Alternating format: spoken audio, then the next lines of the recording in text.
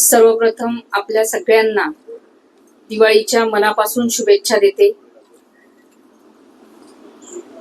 या निवडणुकीच्या एवढ्या व्यस्त शेड्यूलमध्ये तुम्ही सुद्धा निवडणुकीची रणधुमाळी चालू आहे आणि अशा याच्यात सुद्धा दिवाळीचे दिवस हे सगळं असताना सुद्धा आपण सगळेजण आलात. मी आपलं सगळ्यांचं मनापासून स्वागत करते. खरं तर काल परवापासूनच दिवाळी आली चालली. आपण सगळेजणांनी दिवाळी साजरी केली, आनंदाने साजरी केली. परंतु आमच्या या कृषीप्रधान देशामध्ये, कृषीप्रधान देशातला जो काही शेतकरी आहे त्या शेतकऱ्याच्या घरात अंधार आहे. तो शेतकरी सुखी नाही, आनंदी नाही. कारण गेल्या 2 वर्षापासून शेतकऱ्याच्या मालाला भाव नाही. मागच्या 2 महिन्यापूर्वी सोयाबीन आयात केला, आता कापसाच्या 22 लाख गाठी आयात केल्या. अशा परिस्थितीमध्ये की आज दिवाळी येऊन ठेपलेली आहे, हंगाम आलेला आहे आणि या हंगामाच्या काळामध्ये कापसाची आयात करून मला असं वाटतं या सरकारने शेतकऱ्याच्या जखमेवर मीठ चोळण्याचं काम केलेलं आहे. असं निर्दयी सरकार हे शिंदे भाजप सरकार जे आहे, खरं तर या सरकारचा मी तीव्र शब्दात निषेध करते. आज आमचा शेतकरी हवालदिल झालेला आहे. जेव्हा त्यांनी बघितलं की कापसाच्या म्हणजे कापूस त्याचा उत्पन्न शेतातून त्याच्या घरात आलेला आहे आणि अशा परिस्थितीमध्ये कापसाच्या गाठी आयात करणं, जे त्याच्या तोंडात आलेला घास हिसकावून घेण्याचं काम या सरकारने केलेलं आहे. म्हणून खरं तर आपल्या पत्रकार बांधवांना फराळाचं निमित्त होतच, परंतु आज शेतकरी सन्मान दिवस आहे आणि या शेतकरी सन्मान दिवसाच्या दिवशी जो काही शेतकऱ्याच्या तोंडातला घास काढून घेण्यात आलेला आहे, हा अतिशय शोकांतिका आहे आणि अतिशय वाईट दिवस या शेतकऱ्यावर या सरकारने आणलेले आहेत. हे या खरं पत्रकार परिषदेच्या माध्यमातून आपल्यापर्यंत पोहोचवायचं होतं आणि आपल्या माध्यमातून संबंध शेतकऱ्यांपर्यंत हे पोहोचवणं केले. आपण सगळेजण बघत आहात, आपण सगळेजण साक्षीदार आहात.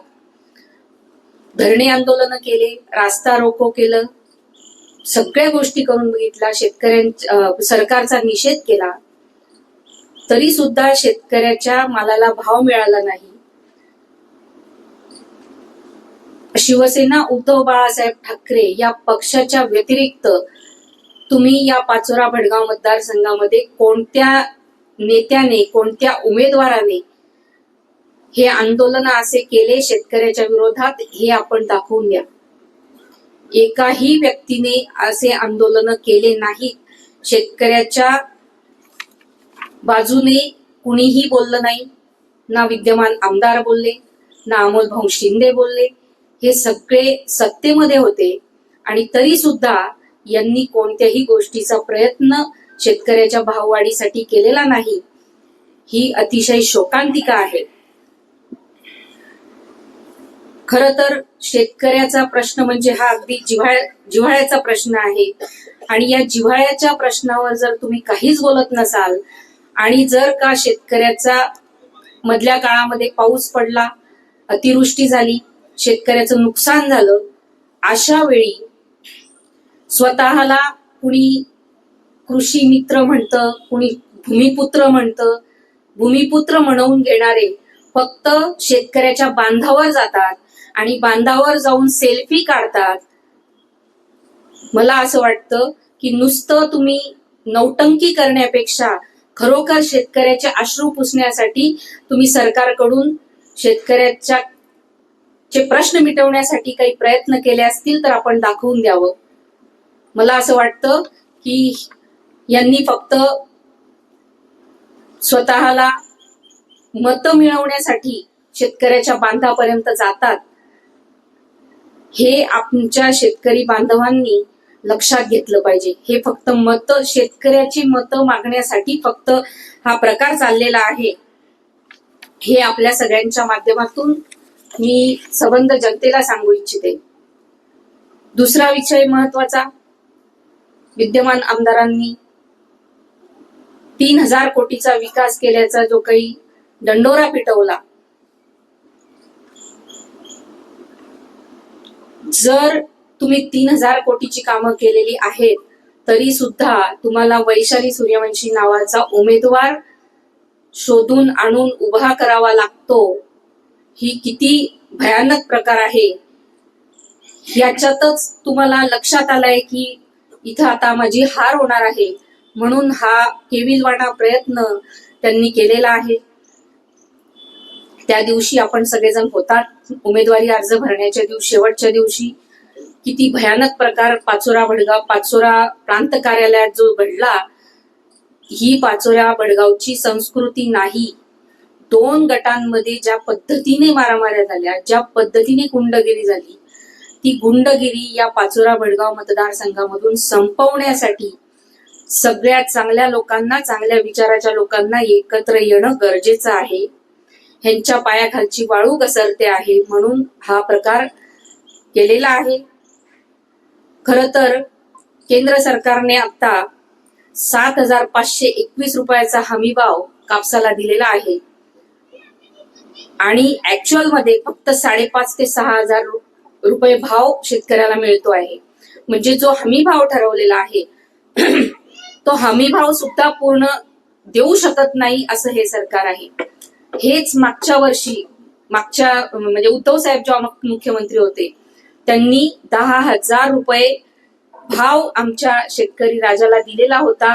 अगदी कोरोनाचा सारखी महामारी असताना सुद्धा इतका चांगला भाव दिला.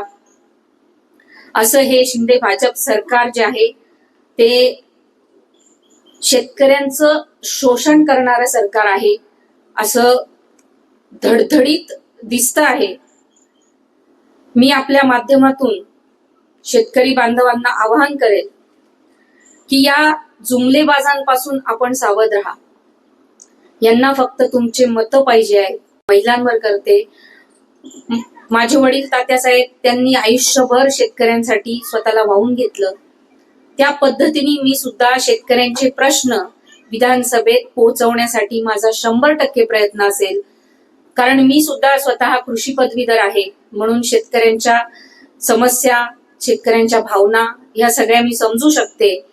त्यामुळे मी आपल्या माध्यमातून शेतकरी बांधवांना सांगेल की मतदान करताना आपल्या हिताचं जे असेल त्याच व्यक्तीला मतदान करा आणि मतदान करताना आपण सगळ्यांनी शिवसेना उद्धव बाळासाहेब ठाकरे, शरदचंद्रजी पवार साहेब, सोनियाजी म्हणजेच महाविकास आघाडीच्या उमेदवारालाच आपण मतदान करावं आणि मतदान रूपी आशीर्वाद द्यावेत, हे मी आपल्या सगळ्यांच्या माध्यमातून विनंती करते.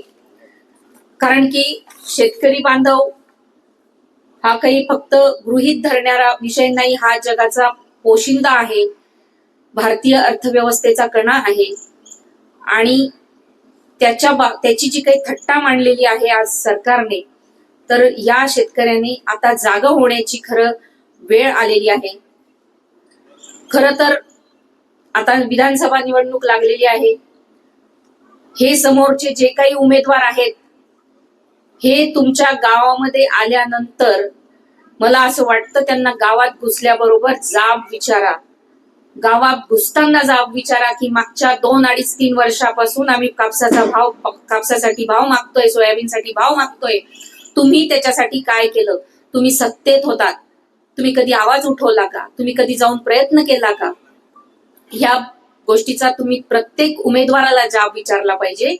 की मी शेतकरी बांधवांना मी विनंती करते की आपण सगळ्यांनी, पुनश्च एकदा सांगते की आपण सगळ्यांनी मतदान करताना व्यवस्थित विचार करावा.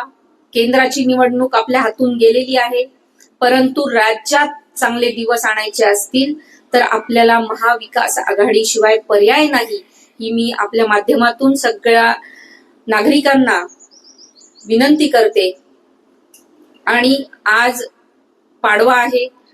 सबंध या पाचोरा भडगाव मतदारसंघातील सर्व जनतेला, माता भगिनी बांधवांना, तरुणांना मी दिवाळीच्या मनापासून शुभेच्छा देते.